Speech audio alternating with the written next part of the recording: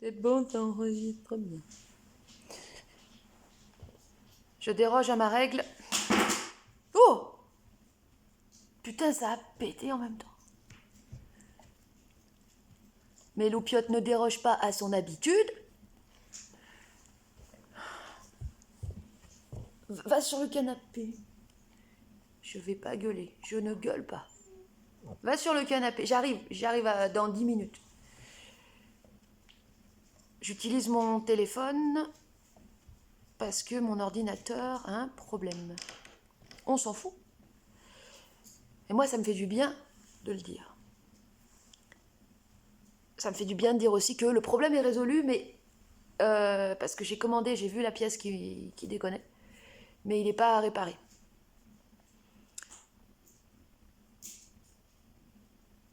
Dans cette vidéo, j'ai l'immense joie, une joie supracosmique, de vous proposer d'expérimenter un nouveau protocole hyper simple que je n'ai pas encore expérimenté sur moi-même, mais j'aime bien dire aux gens de faire des trucs et de pas forcément les faire.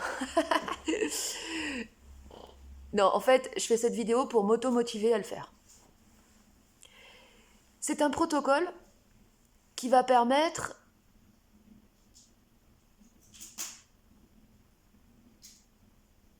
de déprogrammer son inconscient, d'agir sur son inconscient.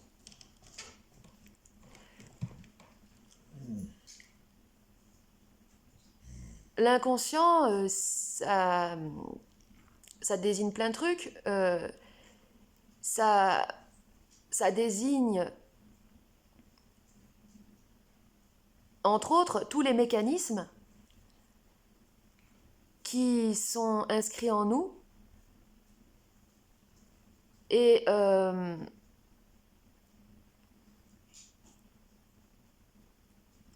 qui nous empêchent d'évoluer. Et ce protocole va permettre d'agir sur ces mécanismes. C'est une sorte d'auto-hypnose une manière de s'adresser à son inconscient, de parler à son inconscient pour en faire bouger les structures, les mécanismes. Alors voilà, c'est très simple. Ça consiste à enregistrer sa voix. Alors, ça ressemble aux autres protocoles que j'ai énoncés, mais celui-ci est beaucoup plus simple, beaucoup plus direct, et ne nécessite pas l'utilisation d'une caméra, ni de la mise en place d'un dispositif, simplement le téléphone, simplement la fonction enregistrement audio. Donc c'est un protocole qui va utiliser la voix, juste la voix, pas l'image. Vous allez vous enregistrer en train de vous parler à vous-même, en commençant par le pronom personnel tu, et en commençant les phrases par tu as le droit. Pourquoi ? Et je vais vous dire après à quoi ça va servir, mais l'inconscient, c'est des mécanismes, et en fait, c'est des verrous. C'est des verrous, c'est des interdits, c'est de l'autocensure. Comment ces verrous et ces interdits et ces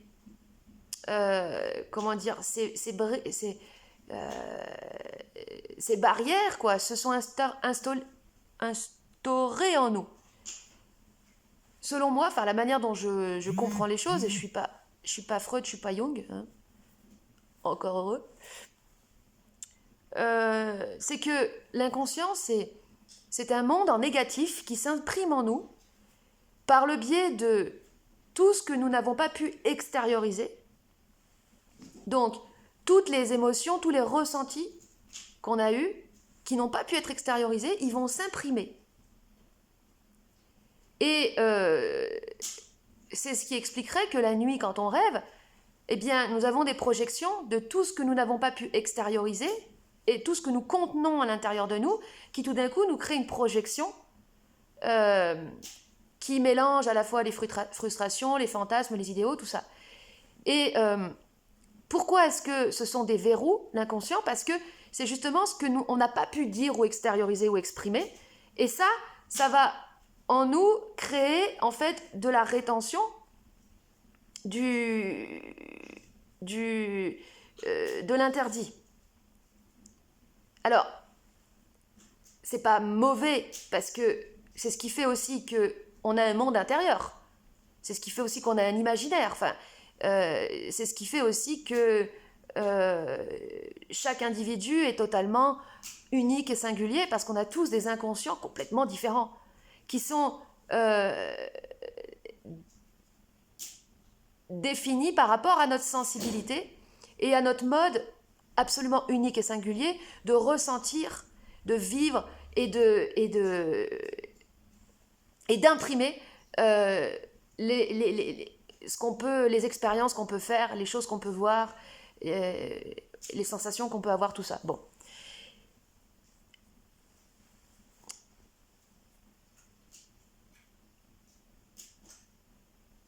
Mais cette matière d'inconscient, elle se rigidifie avec le temps. Je parle dans un vocabulaire un peu intuitif, hein. De toute façon, vous l'avez remarqué. Je dis les choses non pas comment je les réfléchis, mais comment je les ressens. Avec le temps, il y a une rigidité. D'ailleurs, il y a une rigidité qui se fait aussi dans notre corps. Avec le temps, on se durcit, le corps se durcit, la chair, elle se durcit. Quand un enfant arrive au monde, son corps est extrêmement plastique. Et après, il y a une durcissement. Et en fait, il faut pouvoir ramener de la plasticité de tous les moyens possibles. La créativité, par exemple, c'est ce qui permet de travailler à la plasticité. Et il faut pouvoir justement agir, briser les mécanismes par une action de nature complètement opposée à la force d'inertie induite par l'inconscient. Je sais pas si vous avez cette impression, mais moi, quand par exemple je vais en ville et que je vais au supermarché, ce que je ressens quand je vois les gens et tout, c'est leur force d'inertie.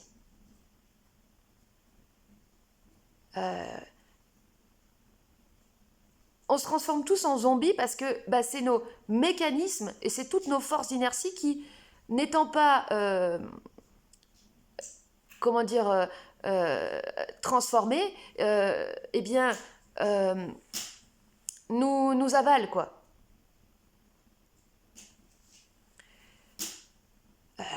Hier, par exemple, c'était dingue, j'étais dans un rayon, là, il y avait une meuf avec son caddie, en plein milieu, le caddie de biais, donc personne ne peut passer, elle regardait les pâtes, mais je ne sais pas si, déjà elle voyait le paquet de pâtes, en tout cas moi elle ne m'avait pas vu, pourtant j'étais vraiment dans son angle de vision, elle ne bougeait pas. Donc j'arrive, je m'arrête, et je dis rien, j'attends, je suis là comme ça. Et au bout de, je sais pas combien, au bout de plusieurs secondes, oh pardon. Bah ouais.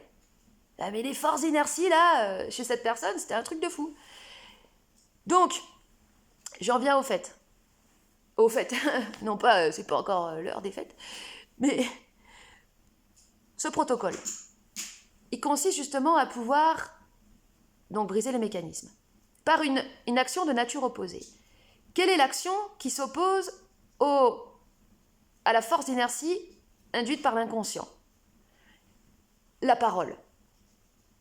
Parce que ton inconscient, tes mécanismes, ils te créent des pensées qui sont un peu toujours les mêmes, qui tournent en boucle. Et la parole, euh, c'est de l'action. La parole, c'est de l'extériorisation, alors que la pensée, c'est intérieur. La pensée, c'est le fruit des mécanismes, c'est intérieur, c'est silencieux. Et la parole, c'est l'action, c'est vivant, c'est l'extérieur. C'est tout l'opposé. Et donc, la parole va s'opposer au mécanisme de l'inconscient. Putain, c'est compliqué mon truc. Non, c'est simple. Par le biais justement de l'affirmation positive. Une affirmation positive, c'est par exemple de dire « je vais marcher ». Une affirmation négative, c'est « je ne veux pas marcher ». Bon, là, tu vas formuler une phrase positive. « J'ai le droit ». Cette phrase « j'ai le droit » va permettre de déverrouiller, d'agir sur les interdits posés par l'inconscient.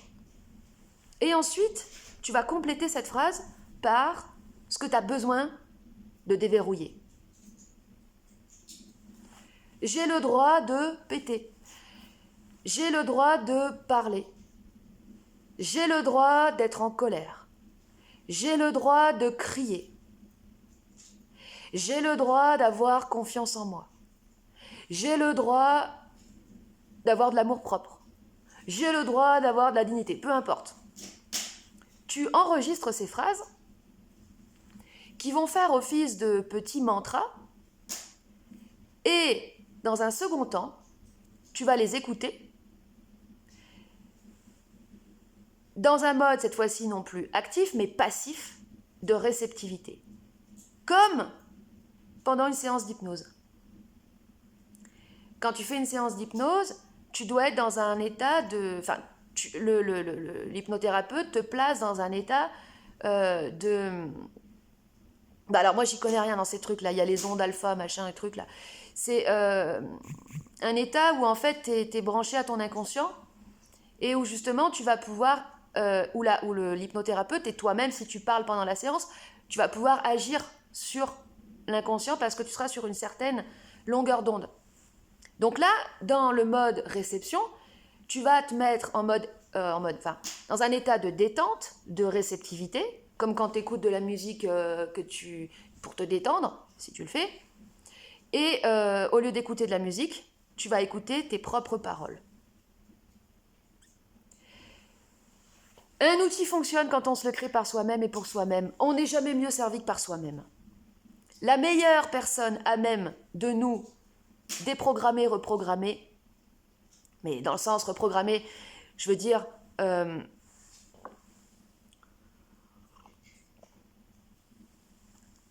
se réactualiser, ou plutôt se redéfinir en adéquation avec l'individu que tu aspires à être, eh bien, la meilleure personne pour le faire, c'est toi-même. Parce que toi-même, tu sais de quoi tu as besoin. Et puis, tu te parles à toi-même. Dans la vidéo maître-élève, j'ai parlé de la relation maître-élève.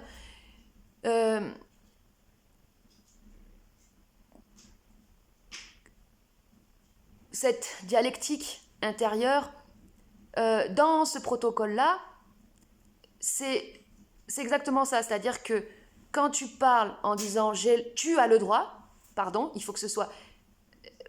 en fait, il faut tester, il faut expérimenter. Moi, je ressens que c'est plus utile quand tu commences en disant « tu » plutôt que « j'ai ». Mais il faut voir. Quand tu t'enregistres en disant « tu as le droit de parler », tu es ton maître. Et après, quand tu t'écoutes, tu deviens ton élève. Le fait d'écouter ta voix dans un état de réceptivité va permettre d'imprégner tes paroles. Bon, puis bon, de toute façon, je vais arrêter d'expliquer. Je pense que c'est surtout important de l'expérimenter, ce truc.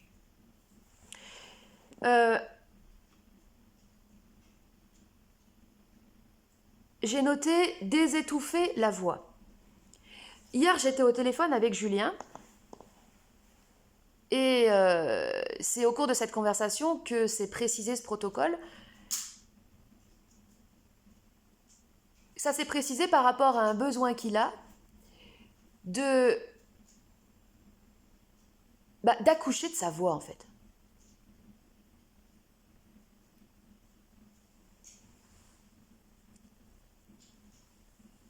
La voix, VOX et VOIE,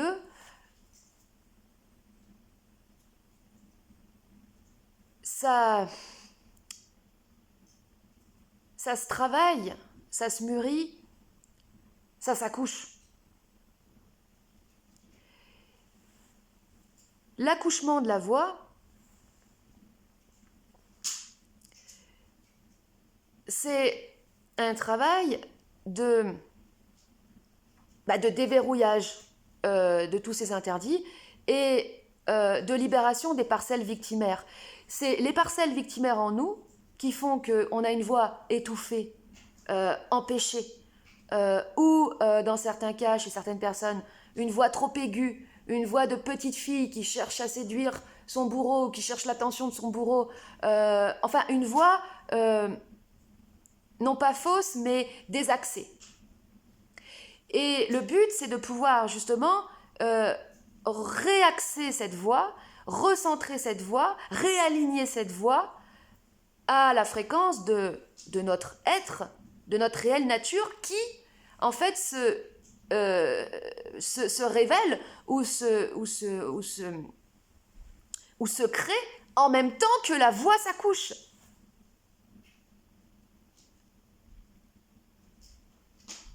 C'est-à-dire qu'en même temps que tu développes cette voix, que tu accouches de cette voix, eh bien, tu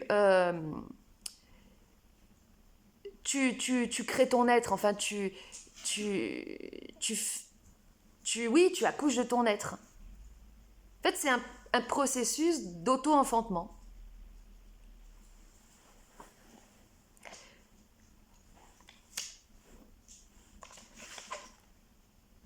Alors, il y a un élément qui est assez intéressant, c'est le décalage qu'il y a, j'en ai déjà parlé dans d'autres vidéos, mais qui est, qui est vraiment l'indicateur qu'il y a un décentrage, enfin,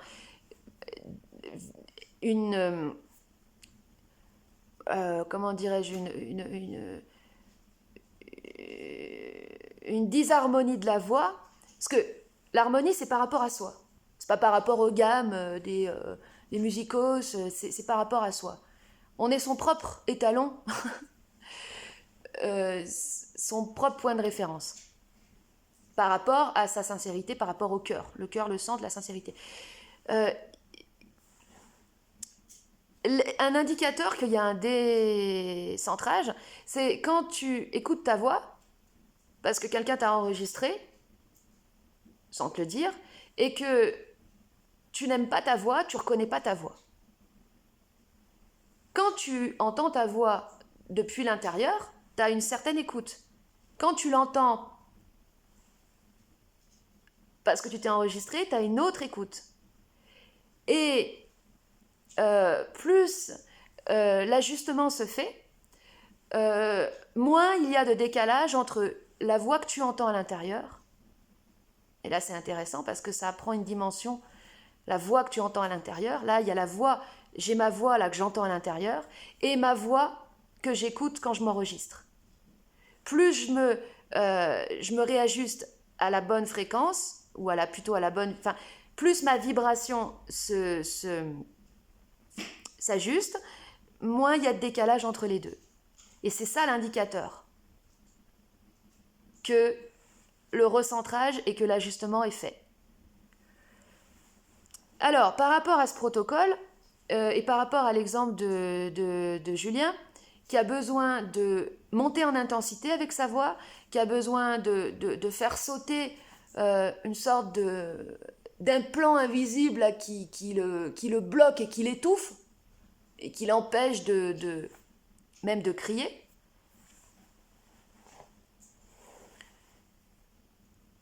euh, eh bien, l'idée qui m'est venue, c'est de faire ce protocole en plusieurs fois, c'est-à-dire, et ça peut être justement applicable dans ce cadre-là, c'est de commencer en prononçant ces phrases, ces quelques phrases, j'ai le droit de parler fort, par exemple, euh, avec une faible intensité, et 3-4 jours après, de le refaire avec une intensité supérieure. Et ainsi de suite. Pour progressivement monter en intensité, monter en vibration, sans avoir à se casser les cordes vocales, enfin, voilà, le faire vraiment progressivement. Quand tu fais quelque chose de nouveau, parce que faire ça, enfin, même pour moi, c'est nouveau, parce que je parle là, mais faire concrètement ce truc où je me dis, tu as le droit, ou tu euh, euh, est ceci, cela pour me déconditionner de mes anciens mécanismes. Bref, je ne l'ai jamais fait vraiment comme ça. De le faire et après de me mettre dans un état de réceptivité et d'écouter plusieurs fois le truc. Je ne l'ai jamais vraiment fait. Donc c'est nouveau et quand tu ressens le besoin de faire ce truc, mais que c'est nouveau, tu as la sensation de faire quelque chose de contre nature. Alors que c'est pas contre nature, c'est contre des mécanismes. Les mécanismes en nous nous font toujours sentir que les choses nouvelles qu'on aspire à faire sont contre nature. Et donc, t'es un peu obligé de te forcer.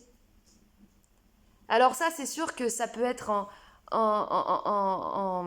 comment dire, en opposition avec tes représentations de ce que devrait être l'être. Tu vois, il faut attendre que je le sente, il faut attendre que je sois prêt. Là, non, les énergies, c'est pas bon, je peux pas le faire maintenant. Non, mais là, il faut que j'attende d'être bien posé. Non, non, non, non. Ce moment ne viendra jamais, en fait. Tu seras jamais. Il y aura toujours un truc, tu vois, qui fera que tu remettras le truc à plus tard. N'attends pas que les conditions soient optimales. Fais-le, même si tu dois te forcer, parce que c'est l'action qui va poser un mouvement et qui va commencer déjà à agir sur les mécanismes. En fait, il faut vraiment arrêter avec cette obsession de la perfection. Tu vois, genre, j'attends que là, les conditions soient parfaites, alors je dois avoir mon petit thé, je dois avoir fait 1 heure de méditation avant pour le faire. Non, non, non, non. Fais-le même dans ta bagnole, à l'arrache. De toute façon,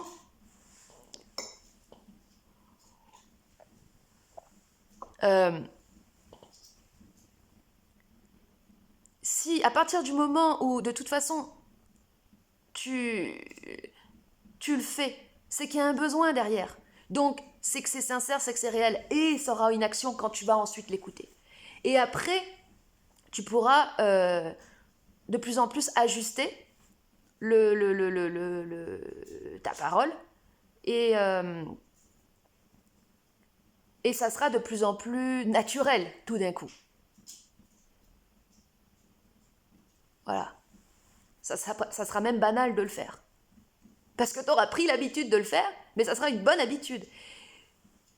En fait, ce protocole, il peut s'adapter à plein de situations parce que nos besoins évoluent avec le temps. Et nos besoins évoluent, donc forcément, on va avoir besoin d'agir sur les mécanismes euh, définis par les habitudes des anciens besoins devenus obsolètes.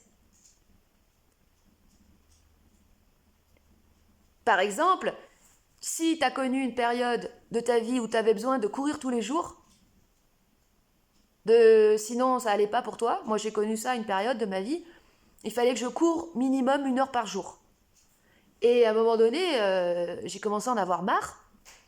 J'en avais plus besoin de courir. Mais le mécanisme était là. Et si j'allais pas courir, j'étais en manque en fait. J'étais en manque de ça. Donc à la fois, j'en avais plus le besoin, mais comme il y avait le mécanisme, j'étais là, mais merde. Donc c'est à ce moment-là que ce protocole peut s'adapter, peut s'appliquer. Voilà, voilà. Bon, bah c'est tout sur ce thème. Euh, je vais l'expérimenter de mon côté. Et, et puis, ceux qui l'expérimenteront, n'hésitez pas à faire des retours. Par exemple, en m'envoyant un mail, un message. Ne vous sentez pas intrusif ou relou de faire ça parce que c'est intéressant. Euh, c'est super enrichissant. Euh, et non, je voulais dire un truc, c'est quoi? Oui, donc, euh, alors, pour que ça fonctionne, je sais pas, j'ai jamais testé encore, mais intuitivement, voilà, je me dis que euh, ça peut être une bonne chose de le faire, de l'écouter, d'écouter les enregistrements ou de les réactualiser et de le faire plusieurs fois, d'avoir une écoute régulière de ça, pour qu'il y ait bien une imprégnation, et puis peut-être aussi de le faire avant d'aller se coucher, parce que justement, avant que s'ouvrent les portes de l'inconscient. Voilà. Allez, à bientôt pour la prochaine vidéo.